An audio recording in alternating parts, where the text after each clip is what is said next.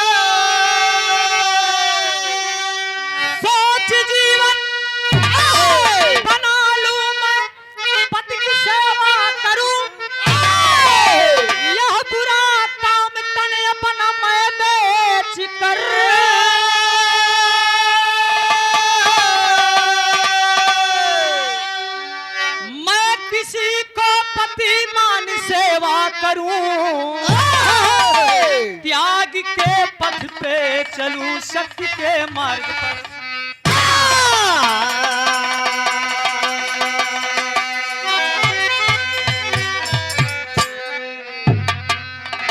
आइए, बिरहा जगत में कव्वाली उवाली तो ढेर होत रहा, लेकिन इधर पुरानी लाइन ठेलत है। अरे वाह,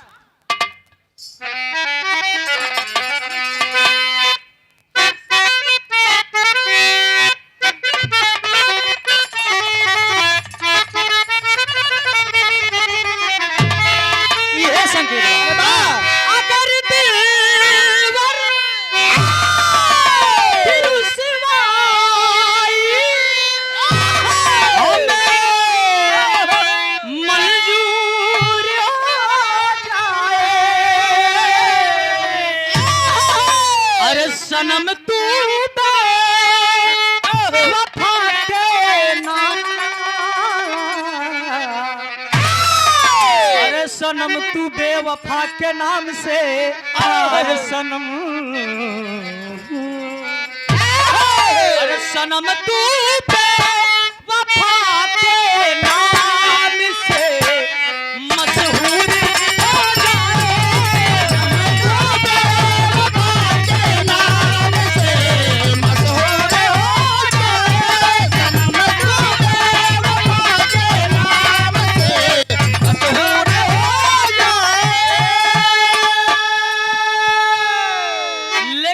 कव्वाली का भाव रहा, लेकिन ओरिजिनल भाव में क्या कहना है? आइए।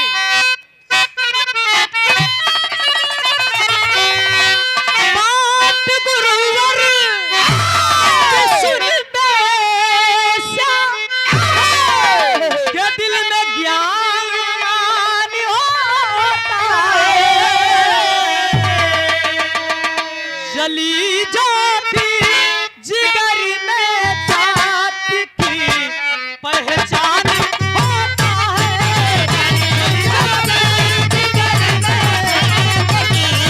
पहचान होता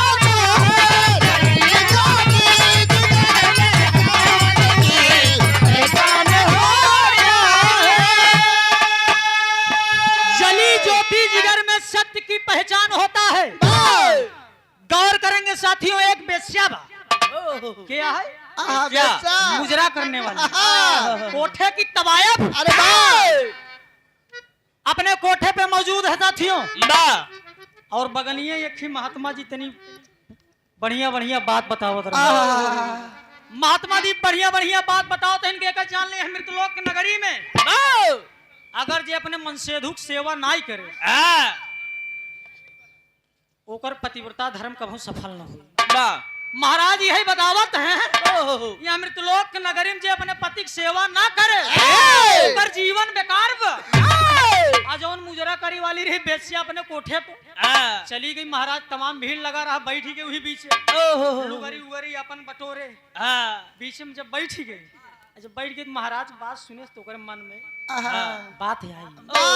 मतलब ही महाराज कहते हैं कि यहाँ मृतलोक में जो पति की सेवा करे वही जीवन सफल बा। मने मन सोचत हम तो बियाह ही न करे, हम तो बियाह ही न करे, हमार जीवन कहाँ सफल होए। आज बैठी है, महाराज की बातों को सुन रही है। सुनने के बाद उठी, महाराज की कथा यार चलता ही है, कथा चल रही है। आज बेशक जब बीच में से उठी चल दे कहाँ जाना था, चल दे अपने कोठे पे। और जब अपने कोठे पे चल दिया और विचार कई लेहत कि आज भर नाहरगंज की ऐतिहासिक माटी से लाल जी पाल चाचा जी की तरफ से 100 रुपया पुरस्कार दातार सुखी रखे। विचार कर लिया मन में, विचार यही कही आज भर चलता ही हम मैंने कोठे पे आज मुजरा करम, आज हमारे जीवन का लास्ट दिन, कोठे पे चलूंगी मुजरा करूंगी ओकरे अभियान भी। आपन हम पति हेरी चालू कई आपन दुल्हा गौर करेंगे जब ही चल रहे और जब चल रहे तो एकदम सिंगार पटार कई काज कोठे पे बैठी गई। शाम की बेला है साथियों, एकदम बैठ गई सिंगार पटार कई के। और जब बैठ गई तमाम लोग मुजरा सुन रहे हैं, तमाम लोग बैठे हुए हैं, एकदम खूब पैसा फेंके जाते हैं, पैसा फेंके जाते हैं, तमाशा देखे जाते हैं, मतलब मुजरा देखा था। आए करे बाद में बेसिया का काम करत जाना था का सज की जैसे हीरोइन की नहीं है, हीरोइन की नहीं है, सजे के बाद लगी मुजरा का गावत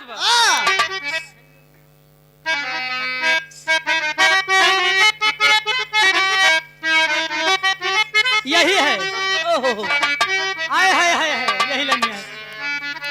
कहर सखी जब आई गवन की रात, सखी जब आई गवन की रात, अरे सखी जब आई गवन की रात, न जाने हो गई कैसी बात कि सजन रूठ गए, सजन रूठ गए, सजन रूठ गए, सजन रूठ गए।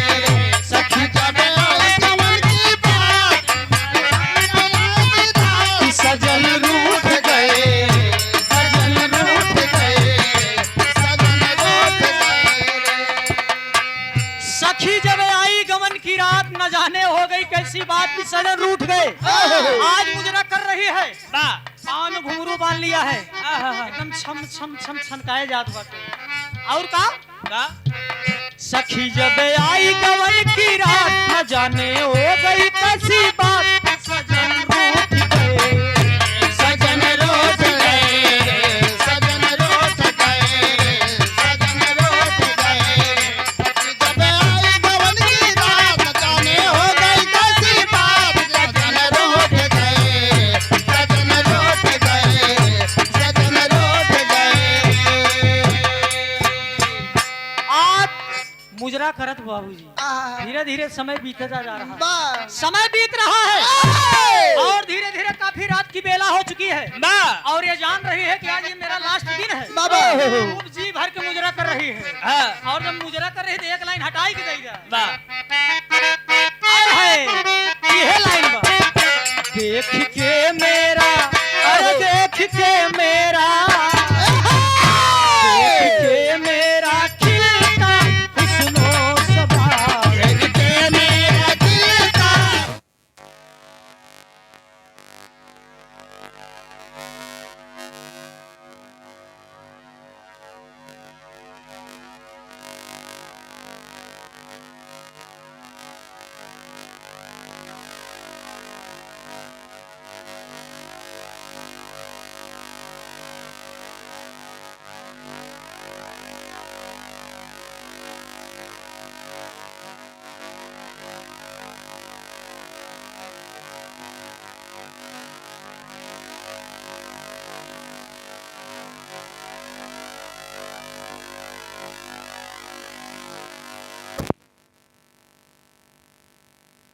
के मेरा खिलता हुस्नो सबा, देख के मेरा खिलता हुस्नो सबा, देख के मेरा खिलता हुस्नो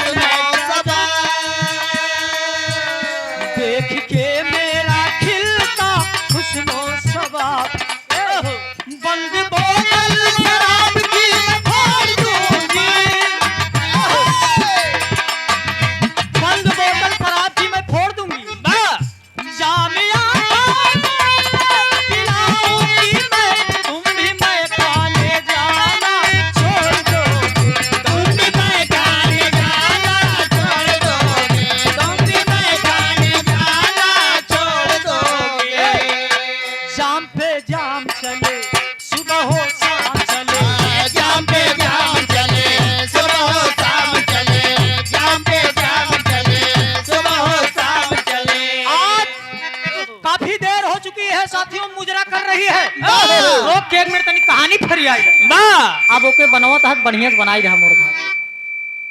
हाँ हेलो हेलो मुस्कुराना बेवफायू तेरा मुस्कुराना, अरे भूल जाने के काबिल नहीं है।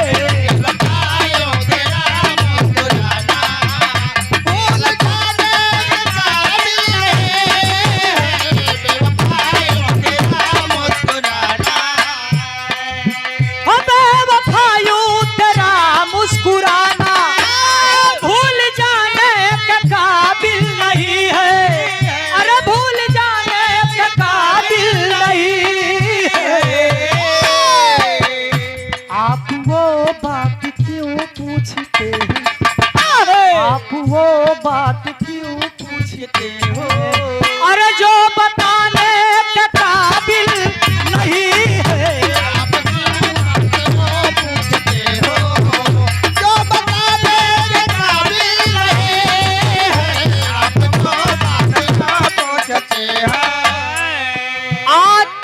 मुजरा समाप्त हो गया साथियों। मुजरा करे के बाद आज इधर सब चला गए मुजरा सुनाई वाले। जब सब चला गए अपन घुंगरू फुंगरू जौन बांधे रहे कुल उठा के फेंक दे। आज के बाद मैं नहीं नाचूंगी।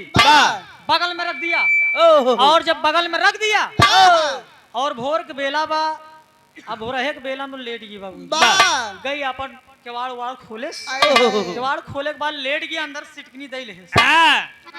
सवेरे के बेला बा, एकदम सवेरे के बेला भगवान विष्णु जी क्षीर सागर से, क्षीर मतलब दूध, दूध वाले सागर भगवान विष्णु जी देखत रहन कहीं बतावा यार का बताइए मतलब अब तू सती हो चली है, मतलब तू बेश्या हो, मुजरा करने वाली हो।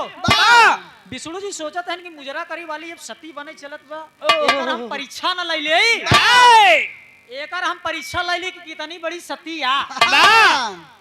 विष्णु जी मन में विचार कैली है, क्षीर सागर से चल दे अपन बुढ़वा को रूप बनाए। क्षीर सागर से जब चल दिए आज आए के दरवाजे पे वही पुरनकी लाठी ले है, बुढ़वा को रूप धरे हैं। कई दिन से ऐसा लगे जना भूखा पियासा है, लाठी ले हिलत जाता है, हिलाया जाता है एकदम। सवेरे के बेला दरवाजा खटखटाई दे।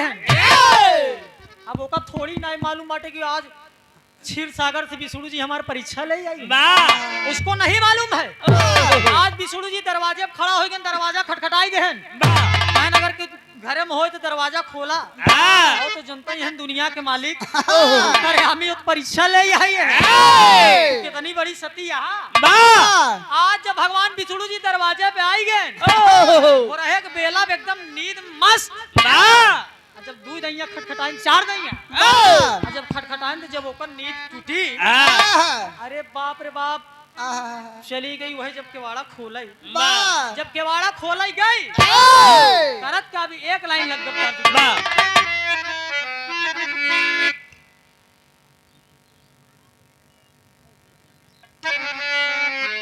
और बड़े भाई आप रोहित विश्वकर्मा जी और आशीष विश्वकर्मा जी, बड़े भाई के सौजन्य से 201 रुपए का पुरस्कार ऑनलाइन पेमेंट किया गया है। बहुत बहुत प्रणाम है। तुम्हारा प्रोग्राम ऐतिहासिक हुई, कहे रहा हमसे मंच के नीचे खोई चाहे जमुआ बसनक कार्यक्रम हुई नहीं। ध्यान दा, मन में विचार कर लिया और सोचत बाटे यही सोच के सोई रही कि जे सवेरे हमारे सामने पड़े। जब सोवई जात रही वो यही सोच के सोवई गई कि जे सबसे पहले इंसान हमारे आँखी के सामने पड़ी, चाहे लूल हो चाहे लंगड़ हो चाहे जैसे हो वही हमार दुल्हाया, मतलब चाहे जे हो सवेरे के बेला में जे सबसे पहले जैसी हमार मुलाकात हुई वही हमार दुल्हाया। जब केवाड़ा खोले जाए लाग, जब केवाड़ा खोले जाए लाग मर घूंघट घूंघट कइले है जाना तिवा ने जे केवाड़ा खटखटाए ये हमार दुल्हाया। एकदम मारे खुशी के मारा, हम मारे खुशी के मारा गावत का बा हाय मैं ससुराल नहीं जाऊंगी।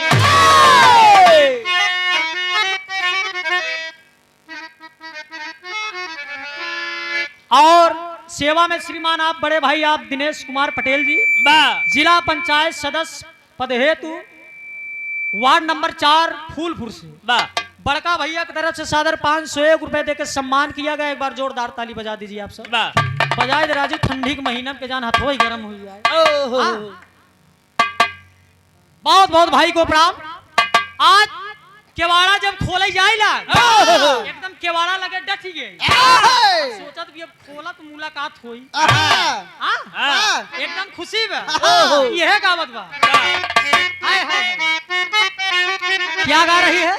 हाय हाय रे मैं ससुराल नहीं जाऊंगी, मैं ससुराल नहीं जाऊंगी, हाय रे मैं ससुराल नहीं जाऊंगी, अरे डोली रख दो कहारो, मैं ससुराल नहीं जाऊंगी, डोली रख दो कहारो,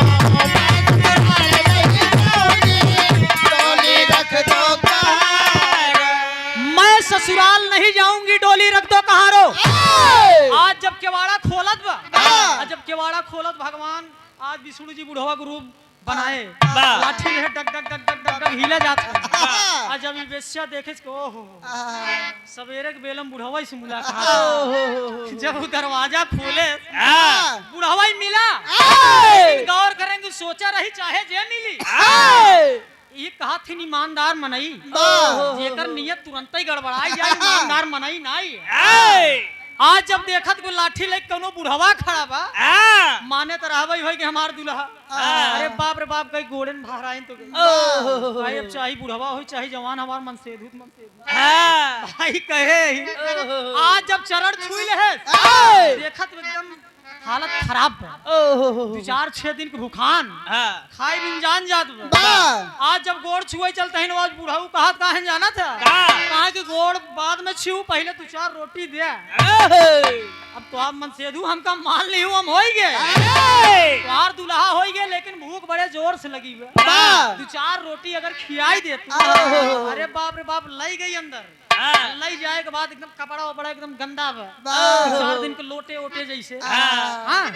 आज जब लई गए तो भगवान विष्णु जी बढ़िया से खूब सेवा करत, और उसको ये नहीं मालूम है कि आज दुनिया के मालिक मेरी परीक्षा लेने आए, तई नहीं मालूम है। आज भगवान विष्णु जी बैठ गए हैं अंदर, और जब बैठ गए करत क्या लगी कपड़ा वपड़ा उतारे, सोचा कि कपड़ा वपड़ा गंदा हुई है, पछाड़ उछाड़ दे, साफ कही बैठाई के सेवा भाव में जुटी गई। आज पतिव्रता धर्म की पालन कर रही। एक तो दुल्हा मिला तो वो पुरानिया सैया ला तोहरा लाइन गाय दी।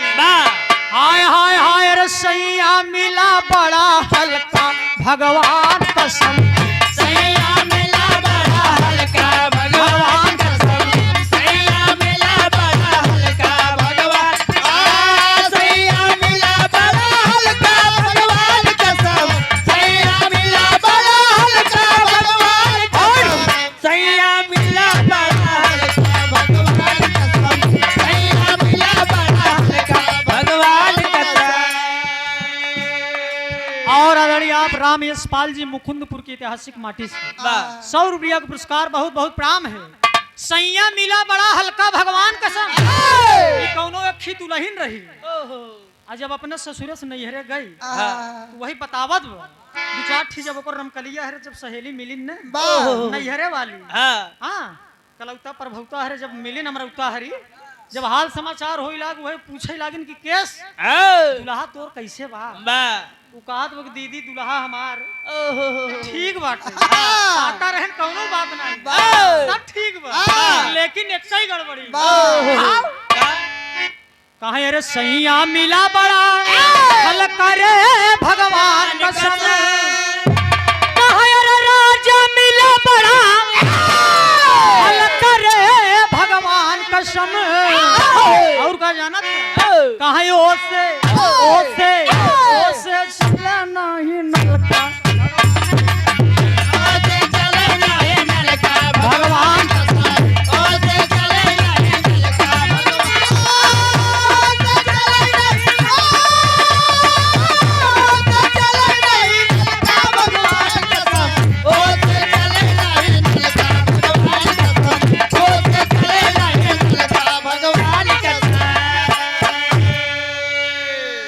हम इनके कहे बगाई दी है, लेकिन आज सेवा सत्कार में जब जुट गई पति के गोड़ में इज्जत में हाथ दबावत बा कि कौनो प्रकार के कष्ट न हो पावे। बहुत कष्ट झेल लिया लेकिन अब हमारा आदमी हुई है, जो तकलीफ न दे। जब सेवा करत बा आज सेवा करी जब बैठ गए तो बुढ़ऊ का कहते हैं जानत है कहा कि ढेर दिन होगी खीर खा, अब तक तो भूख लाग रही, अब तक रोटी मांगत। अब देखा भगवान की माया परीक्षा लेते रहन कि देखी कर्तव्य बा कि कैसे बा कहा था कि लक्ष्मी अब विष्णु जी तरह भाई बहन कहा था लक्ष्मी हमार खीर खाए के मन कहा ढेर दिन हो गए खाए खियाए देते तो बड़ा कृपा होता। ना ना ना ना बैठ आया बैठाई ले आई जमन जमन कहा कुल हम कर बैठ यार बस खाली धैर्य रखा। एक लाइन तर्ज गुरु जी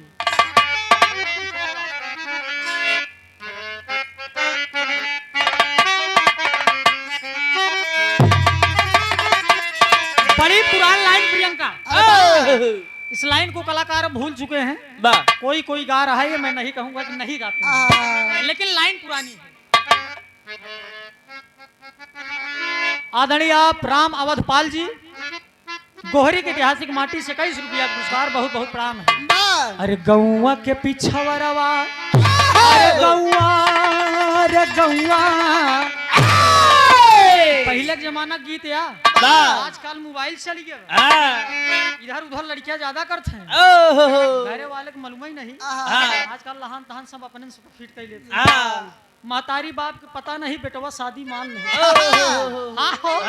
ढेर देखा था माई बाप बेचारे पीछा जाथिन जाए थाना में जा सहमति दे तब बियाह हो, लड़के के बाप महतारी बाप कहाँ है आजकल की स्थिति मेरे दोस्त गौर करेंगे। पहले वाली लाइन है पहले जब मिलाई उलाई खोद रहा ना सब दूसरा हिसाब किताब रहा खा जाना था कहे अरे गौवा के पीछवा रवा अरे गौवा के पीछवा रवा अरे चाँद जब निकले धीरे धीरे नदिया किनार चली गौवा के पीछवा रवा चाँद जब निकले धीरे धीरे नदिया किनार चली गौवा के पीछवा रवा चाँद जब निकले धीरे धीरे नदिया किनार चली किनार चली किनार चली किनार चली किनार चली गौवा के पीछवा रवा चाँद जब निकले धीरे धीरे नदिया किनार चली गौवा के पीछवा रवा चाँद जब निकले धीरे धीरे नदिया किनार चली गौवा के पीछवा रवा चाँद जब निकले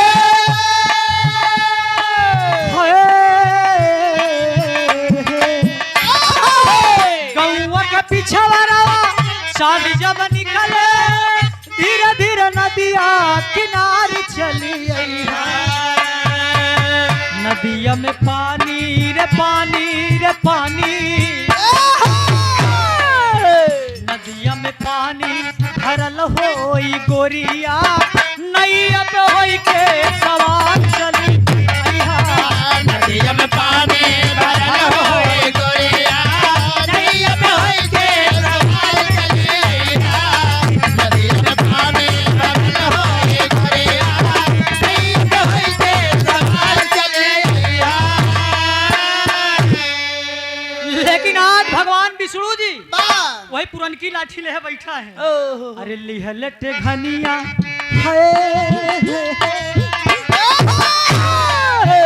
लिहलटे घनिया हरि जी बनले पुरनिया लिहलटे घनिया हरि जी हम समझाता ही बाहर जी जा लिहलटे घनिया हरि जी बनले पुरनिया बैठ जहाँ देखा दुआर रही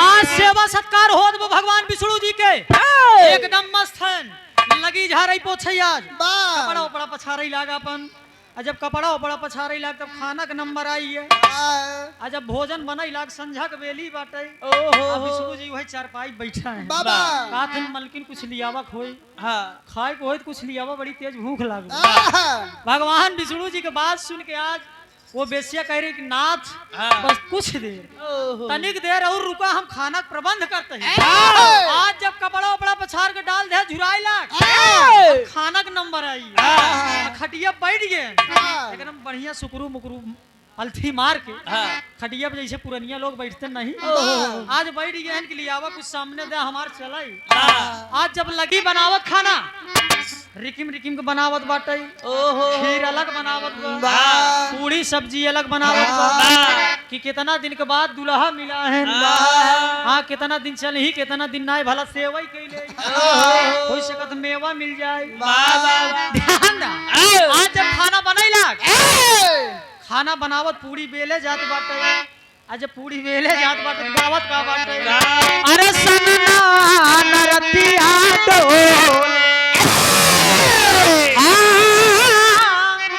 अरे सन्ना नरतिया डोले कौनो प्रियंका की नाई ननद रही ओहो प्रियंका की नाई कौनो ननद रही हाँ अपने भौजैया से जाई के कहत रही आहा का ए भौजी ओ कि अब हम सियान हुई है वाह हाँ कि हमारो तनी लहान तहान कहूँ बैठवाई दे ओहो ननदिया कौनो कहत बनो भौजैया से ये कहत बा हर सन्ना नरतिया डोले बहे जब पावनवा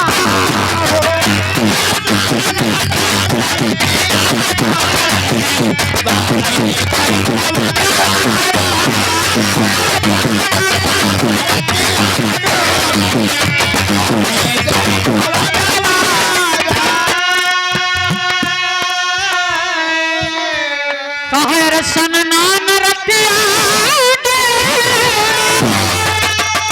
हर बहे जब पवनवा रंगा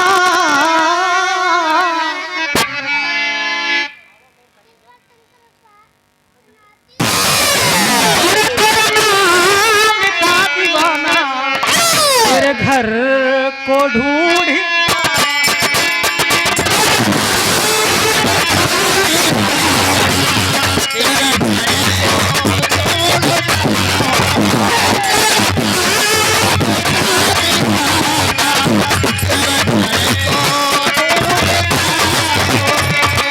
आवाज मेरी पहचान लो मैं कौन हूँ तुम ये जान लो आवाज मेरी पहचान लो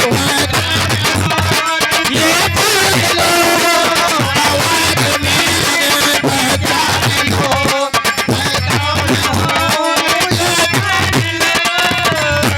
एक रात का मुसाफिर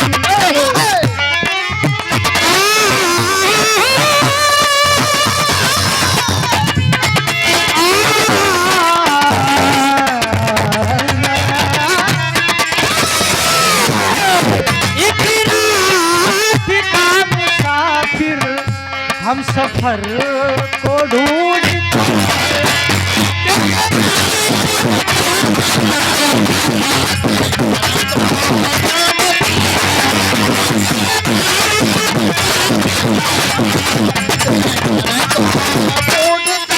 ये तो तनिष रहा इशारा भरे थे। वाह आज उ तैयार बा ओहो खाना पीना बनावत अब जब खाना वाना बनाए के तैयार होइए बाबू बा आज जब खाना वाना बनाए के तैयार होइए आज जब अपने दुल्हा के बैठाई दे बा ओहो वही टाठी बड़की परात निकाल दे हाँ पहले बड़ी बड़ी टाठी रहत रही खाना निकाल दिया आज बढ़िया बढ़िया जब भोजन बनाए ले एकदम अपने मन से दुख सामने लिया के रख दे कह लखा हाँ का थे नहीं खानवा देबू पनिया देबू हाँ हाँ पहले पानी दिया जा तब खाना दिया जा गई दौड़ के पानी एक लोटा लिया कह तनी हाथ तो धोल तब खा आज भगवान विष्णु नारायण भोजन ले बैठ गए हैं वाह हाथ हो धोई लेहन हाथ हो धोए के बाद जब चालू कर देहन भोजन आज भोजन चालू कर देहन बाबूजी भोजन करत करत काहे देवी नाराज न हो काहे बोला ना का बात काहे अगर नाराज ना हो तब हम कही वाह कहे में नाराज हुई वाली का बात आहा, बात सुन के अगर 2-4 कचौड़ी और हो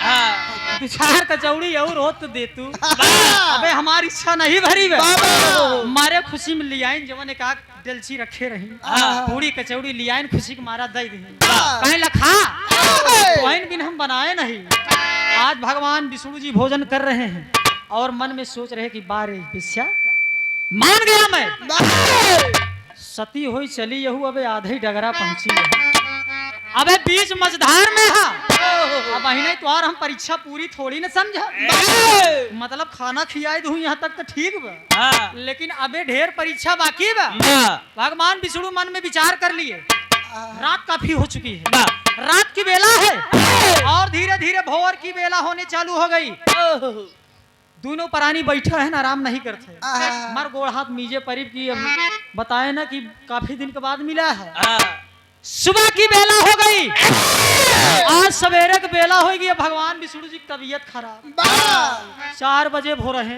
ओहो।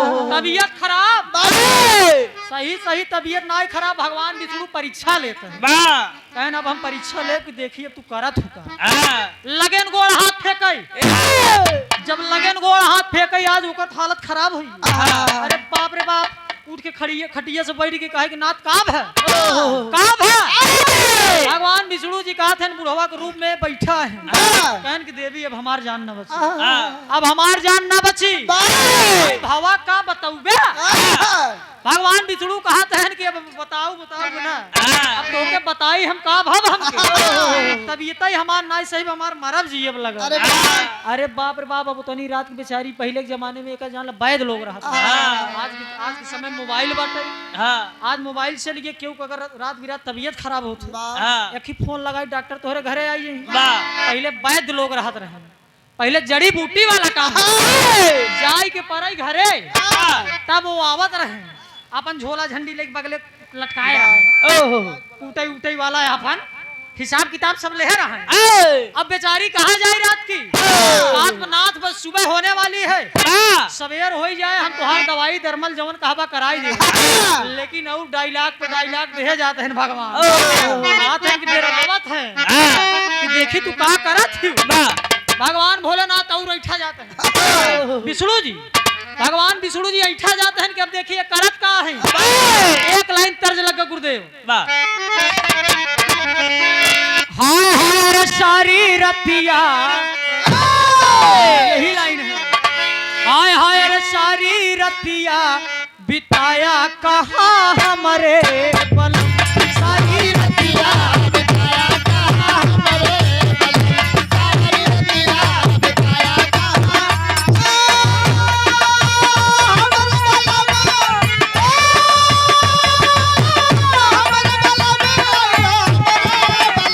सारी रतिया बिताया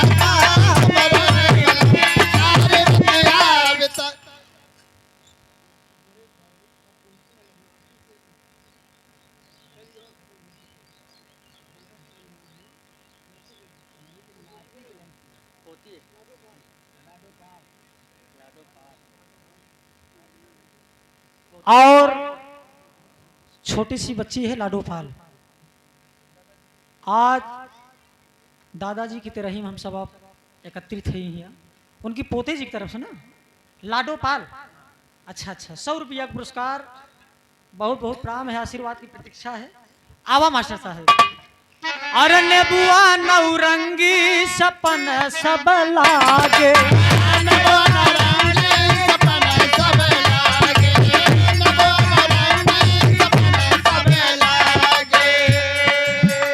नेबुआ नौरंगी सपन सब लागे अरे एक थी नेबू अरे एक थी नेबू न लाया तू हमारे सजन अरे एक थी नेबू न लाया तू हमारे सजन सारी रतिया बिताया कहाँ हमारे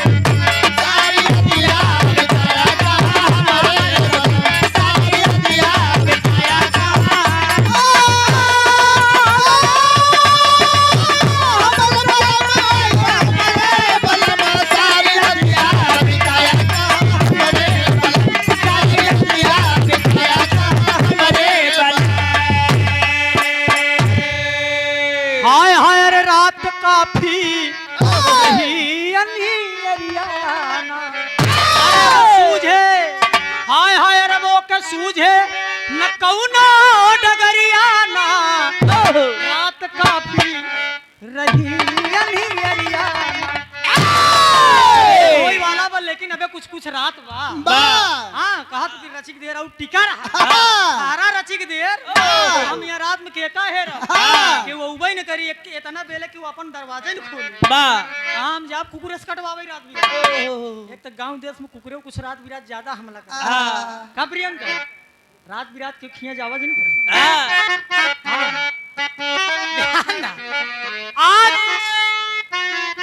देते हम समझाते यह दई देते लेकिन आज तनी कहानी हमका फरियावत बड़े कम समय में देव नंबर बा जल्दी जल्दी नंबर आवे आज भगवान विष्णु जी लेटा है ओके कुछ सुझाते नहीं आपके करी का सवेरे के बेला आएगी बाबूजी सवेरे के जब बेला आएगी बा आज भगवान विष्णु जी सोचा थे कि अब एकर परीक्षा हम कैसे ढेर जने की परीक्षा ले लेकिन एकर परीक्षा हम अलग तरीके से सोचन कि अब हम नाटक कैले नाटक का कैले कि अपन सांस खींच ले और जब सांस खींच ले ती जाने की मरी गए दिमाग लगा दे खटिया पे लेटा है खटिया पे लेटा है राम राम भजे जाते हैं राम राम सीता राम राम राम सीता राम राम राम सीता राम भजे जाते हैं भोरक बेला बेतने में अपन सांस खींच ले और जब सांस खींच ले भगवान विष्णु जी बेस्या वहीं बगले बैठी यहाँ कहा बाबा बगले देखत बाटे कि एकदम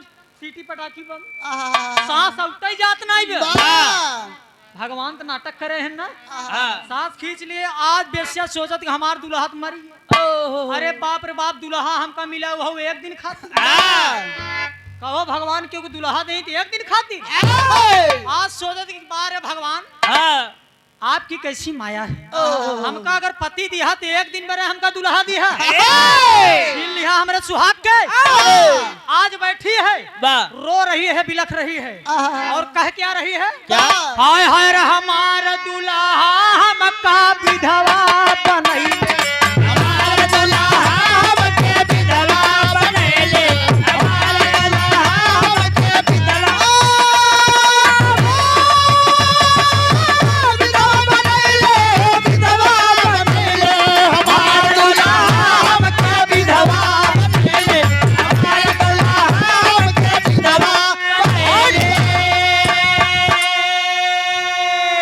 हमार दुल्हा हमका विधवा बनैले कहर चढ़ली जवनिया कहर चढ़ली जवनिया माई का देखैले हमार दुल्हा हमका विधवा हमार दुल्हा हमके विधवा बनैले हमार दुल्हा हमके विधवा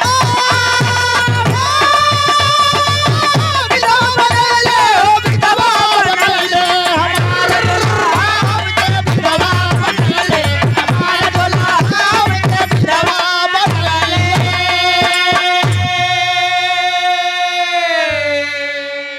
हमार दुल्हा हमका विधवा बनैले चढ़ली जमनिया में ही का दिखैले हमार दुल्हा हमके विधवा बनैले आज सोच रही है सोच सोच के रो रही है तेरी का भाव लगा गुरुदेव आए हाय आंसू से दामन धोवई अपना आंसू से दामन धोवई अपना कहर रामा रामा आंसू से दामन धोवई अपना रामा रामा आंसू से दामन धोवई अपना रामा रामा आंसू से दामन धोवई अपना तबेश्यापति वियोग में तबेश्यापति वियोग में तबेश्यापति वियोग में तबेश्यापति वियोग में कारण कई के रोवई आंसू से दामन धोवई अपना है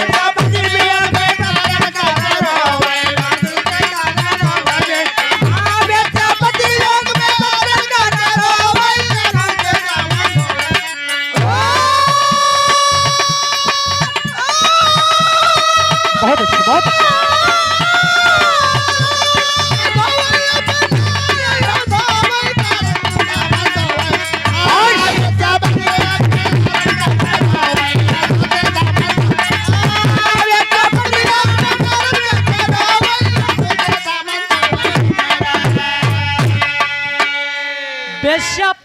वियोग में कारण कई को रोवई आंसू से दामन धोवई अपना। वाह आज रोवत बाटी बड़े जोर जोर से क्यों का चुप करावी वाला नहीं। वाह तमाम लोग बगल में हैं लेकिन सवेर तो भवई नहीं भव। वाह और जब सवेर भत 2 4 6 आदमी 10 आदमी जुटे न कहने यार केकरे खिए रोवाई हो। जब तमाम आदमी जुटे याद देख रहे हैं कि एकर पूछत है नहीं के रहा हाँ बेस्या ओकर जानत रहन के एकर बिया नहीं भवे। पूछै लागन कि के आ के कबिन रोवत है। तमाम लोगन से बतावत कि ये हमार मन से अधूर है। हाँ काल ही बिया करे आ जाई भगवान के प्यारा हुई एक ही दिन मरे भगवान हमका मन से धू दे। अरे बाप रे बाप रोए जात बा आंसू पोछे जात बा। वाह तमाम लोग यही कहते हैं कि जाए दे रे तोर इनकर इतने दिन के साथ रहा। हाँ हाँ भगवान इतने दिन मरे भेजे रहे। बुलुक बुलुक रोए जात बाटे। हाँ 2 4 मेहरारू पहुंचिन चुप करावत हैं जिन रो रे तबीयत तोर खराब हो जाए जाए दे जवन भगवान के मर्जी रहा उभा। लेकिन तई अपने के संभार आज ओका 2 4 मेहरारू ले आई गईन बैठाई दिन बढ़िया से वाह पानी ओनी दे दिन मोह वो धोवावे लागिन। आज तैयारी होगी कि भाई अंतिम संस्कार किया जाए। तैयारी हो गई अंतिम संस्कार किया जाए। आज खूब बढ़िया से चीता उता लगा दिए ले जाए के कुछ दूरी पे। हाँ कुछ दूरी पे ले जाए के चीता जब सजाए दिए और जब चीता सजाए दिए तो आल्हा के भाव में कहना है गुरुदेव। वाह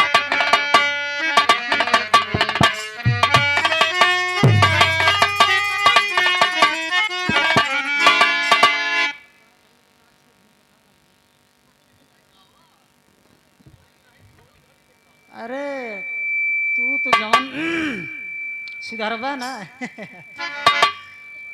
3:30 बजे समझा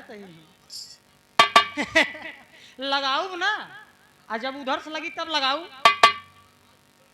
अरे राजू जैसे करे शर्म होकर फूटे करम रोहित शर्मा ही हैं तो फिर बेकार कहो प्रियंका हम चलिए कोई बात नहीं।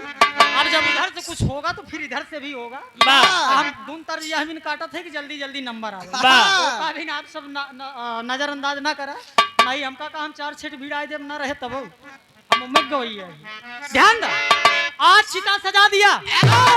चिता जब सजा दिया आज अपने सोचत कि भगवान करी का हम अपने पति के साथ सती हुई है। यही सोचत कि हम अपने दुल्हा के साथे हम सती हो जा।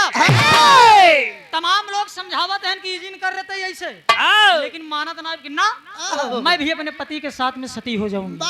आल्हा के भाव में कहना है गुरुदेव।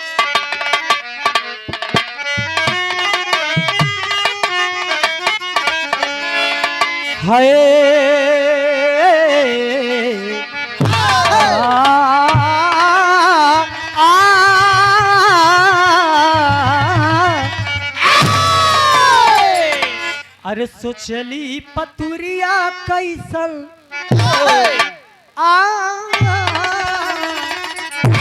सोचली पतुरिया कैसल पति हम बनवली बाबू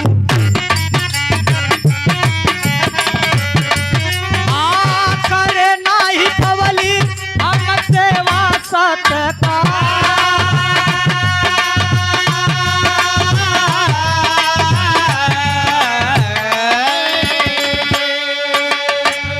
सीतवा पे लाश लइके बैठल गुजरिया बाबू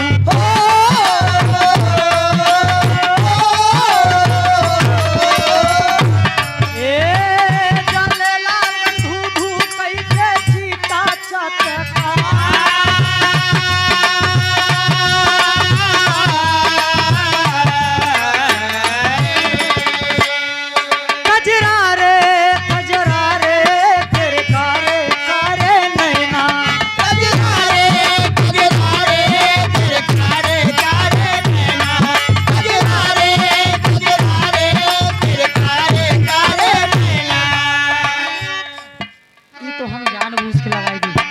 ध्यान आज बैठ गई जब चिता पे लेके चिता पे लेके जब बैठ गई आज तमाम लोग खड़े हैं मना कर रहे हैं कि तुम मत जलो। आए लड़की तेरा पति नहीं है इस दुनिया में लेकिन तुम मत जलो। तुम्हारी अगर जिंदगी बची रहेगी, ओहो अगर तुम्हारी जिंदगी बची रहेगी तो न जाने कितना पति तो रही ही तो और दूसर बिया हो जाए। लेकिन आज सोच गई कि नहीं, मैंने वादा किया था सवेरे के बेलम जे भिटाए हम वही मन से धूमाना। कहा कि हम इस तो थोड़ी मेहरारू है।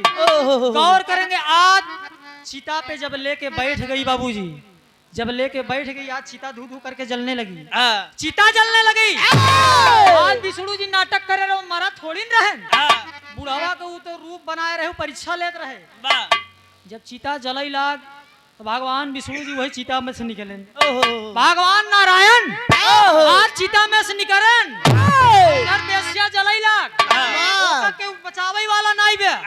चिता में आग लगाए के बाद मनाई चला गए, चिता धू धू करके जलने लगी। आज भगवान विष्णु जी सोचत हैं कि अब तुम्हारा हम परीक्षा लेते हैं। भगवान विष्णु जी चिता का लकड़ी हर वहार हटाए, वही निकर के भगवत भय चिता में से क्या निकर के भगा? विष्णु भगवान। विष्णु भगवान देखो परीक्षा लेते रहे। आज जब विष्णु जी निकर के भगन, ओकर आधा शरीर जलत बा, आधा शरीर एकदम जला जात बाटे, चिल्लात बा और चिल्लात बा। और भगवान विष्णु से कह रही है, अपने पति से कह रही कि नाथ, आपको मैंने अपना पति माना, आपको मैंने अपना पति माना, लेकिन आपने मेरे साथ छल किया है, आपने मेरे साथ धोखा किया है। आज रो रही है, बिलख रही है। भगवान विष्णु सामने खड़े हैं साथियों, नारायण खड़े हुए हैं, नारायण सामने खड़े हैं और कह रहे हैं कि तुम मत रो, मत रो, मैं तुम्हारी परीक्षा ले रहा था। आज जब बेश्या इतनी बात को सुनती हैं तो पूछ पड़ती कि आप हैं कौन, आप मेरी परीक्षा लेने वाले होते कौन हैं? नारायण खड़े हैं और हंस दिए दोस्त, कहन के हम के ही तो के बतावत है। आज भगवान नारायण जब अपने वास्तविक रूप में आए, आखिरकार जब असली रूप में भगवान नारायण आते हैं, विष्णु भगवान जब सती बेश्या देखती है तो बाबूजी एकदम हाथ जोड़ के रोने लगती है, कहती है कि नाथ आधा शरीर तो मेरा जल गया है। भगवान विष्णु कह रहे हैं कि अगर तुम चाहती हो, अगर तुम चाहती हो कि मैं तुम्हें जिंदा कर दूं तो मैं तुम्हें जिंदा कर दूंगा, लेकिन आज बेश्या करेगी ना ना ना ना ना, अब हमका चाहिए कि ना बात, ये तो आपके हाथे अगर हमका मौत मिली बा, अरे भगवान के हाथे जेका मौत मिल जाए उससे बढ़िया चीज का बा। नाथ आपके हाथों मेरी मौत हो रही है। आज नारायण कहने की रो मत, अरे मोर भैया नमस्ते, चिन्हत ना है? अच्छा अच्छा चला ठीक, वो सामने होगा तब देख ले भाई। ध्यान दे, आज विष्णु जी खड़ा है, विष्णु जी कहा था अगर जौन तो कम मांगे खोई मांग ले। बेश्या कह रही कि मुझे चाहिए कुछ नहीं भगवान, आपका दर्शन हो गया, इससे बड़ी चीज मुझे क्या चाहिए? एक ही चीज चाहिए, मेरी एक इच्छा है। क्या? मेरी इच्छा यही है कि अगले जन्म में हमारी और आपकी मुलाकात हो। गौर करेंगे बाबूजी, भगवान विष्णु आज आशीर्वाद दे रहे कि जाओ जाओ, ये मेरा आशीर्वाद है। अगर तुम चाह रही हो कि हमारा और तुम्हारा मिलन हो तो कलयुग जब लगेगा, सतयुग बीते के बाद जब कलयुग लागे तो हमार अवतार होए और तोहरा अवतार हो, हमार तोहार मिलन होए, कौने रूप में मिलन होई हम बतावत ही। आज जल रही है बेश्या, लेकिन रो रही है, बिलख रही है, अपने स्वामी से क्या कह रही है? क्या लगाए जहां लगाए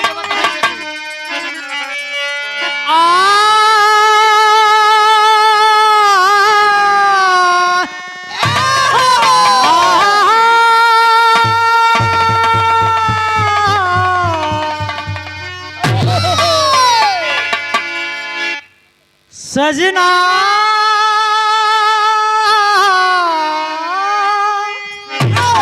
अरे दिहला बहुत कलेश,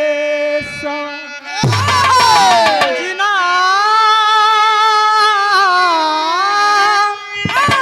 अरे दिहला बहुत कलेश, अरे मोहे भी रही निके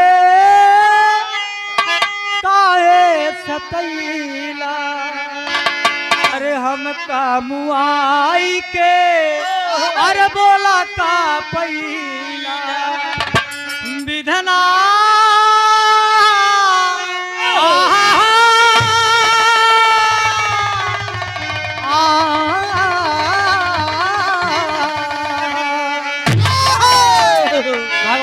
यही तो अर्ज कर रही है वाह कि भगवान आपका ये रूप मैं कभी दोबारा देखूंगी कि नहीं। वाह आयनाथ, मैं जल तो रही हूँ, मैं जान रही हूँ कि ये मेरी शरीर जल जाएगी, बचूंगी नहीं मैं, लेकिन आपका ये जो रूप मैं देख रही हूँ नाथ, ये रूप मैं दोबारा नहीं देखूंगी। लेकिन भगवान कहे जाते हैं कि तू घबराहट काहे है? अगर मैंने कह दिया है जाओ, मैंने कहा ना कि हमारी और तुम्हारी मुलाकात होगी, लेकिन आज कह रही है बेशा कि नाथ मुलाकात हुई, ये बतावा अब केरी साथ रही कि ना? यही सवाल कही है कि अब केरी साथ रही कि ना? आज भगवान विष्णु जी कह रहे हैं कि जाओ, हमार तोहार साथ रही, जन्म जन्म के साथ रही, एक तू टेंशन न ली। आज गौर करेंगे बाबूजी, बेश्या जल के राख हो गई, सीता में जल गई, भगवान नारायण अंतर ध्यान हो गए। भगवान नारायण जब अंतर ध्यान हो गए तो कलयुग में होता क्या है, भगवान जो वादा किए थे उस बेश्या से आज अपना कर्तव्य पूरा कर रहे हैं। लास्ट लाइन में कहना है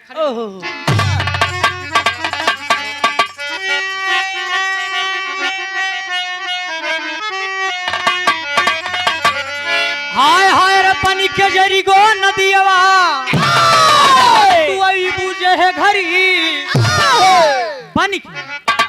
बन के जरी गो नदियावा तू आईबू जही घरी। हाय हाय रे बन के जरी गो नदियावा, अरे तू आईबू जही घरी, सालिग्राम बन के मिली भाई हम तो हंसे वही घड़ी। भगवान ने जो कहा था वो वादा सत्य हो गया। आज आप सब चले जाएंगे मिर्जापुर चुनार में, तो एक नदी बह रही है जिस नदी का नाम है जरिगो नदी। नदी का नाम है जरिगो नदी। जो भाई गए होंगे मिर्जापुर चुनार, जब गए होंगे तो उस नदी को जरूर देखे होंगे।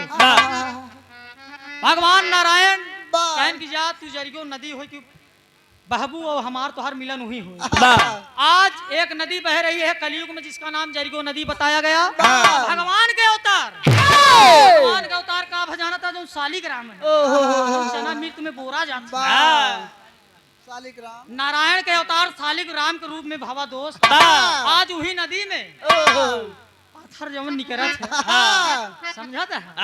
गौर करेंगे भगवान आज जमन कह रहे हो बात सत्य हुई, कह रहे हैं कि जाओ हमार तोहार मिलन होए। आज जरिगो नदी बह रही है, हमारे साथी जो नहीं गए होंगे जाके देख लेंगे मिर्जापुर चुनार में जरिगो नदी बह रही है और भगवान विष्णु का वही नदी में मिलन भा सालिग्राम बन के जाए कि वही मिलन उनसे जौन पत्थरवा जौन उनमें डाल के चना मिलतवा में गोल गोल गोल गोल हाँ जौन पूजावा थी वो के हैं सालिग्राम।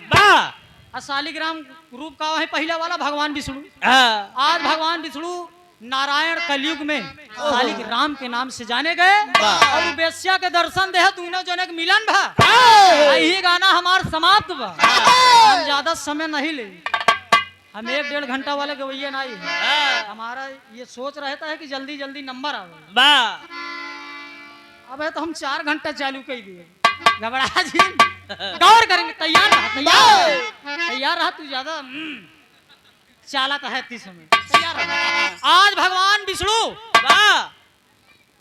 जरिगो नदी में जाके मिले उस बेश्या से और उसे दर्शन दिए। जन्म जन्म का साथ भगवान विष्णु का और बेश्या का हो गया। बाबूजी गाना मेरा यहीं पर समाप्त है। लास्ट लाइन में कहना है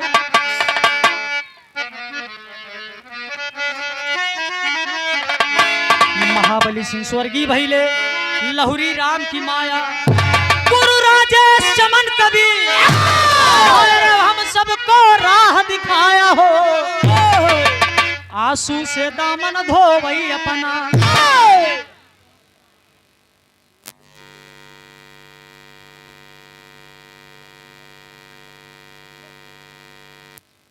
आदरणीय आप दादा श्री राम अभिलाख पाल जी बीरापुर की माटी से 100 रुपया का पुरस्कार, बहुत बहुत प्रणाम, आशीर्वाद की प्रतीक्षा है। आंसू से दामन धोवई अपना, रोहित कहाई की पंच पूरा होई सपना, आंसू से दामन धोवई अपना, रोहित कहाई की पंच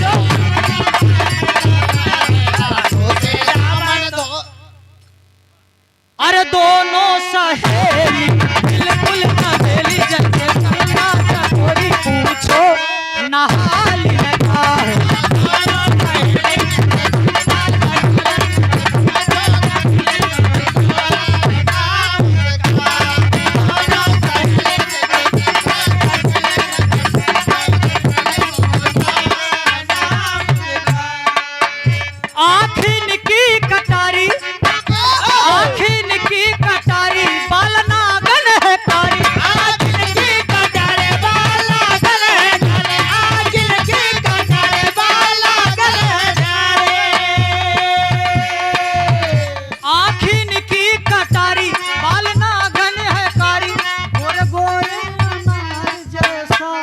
ओहो गोरे गोरे अनार जैसा। अरे गोरे गोरे अनार जैसा है गाल में क्या है।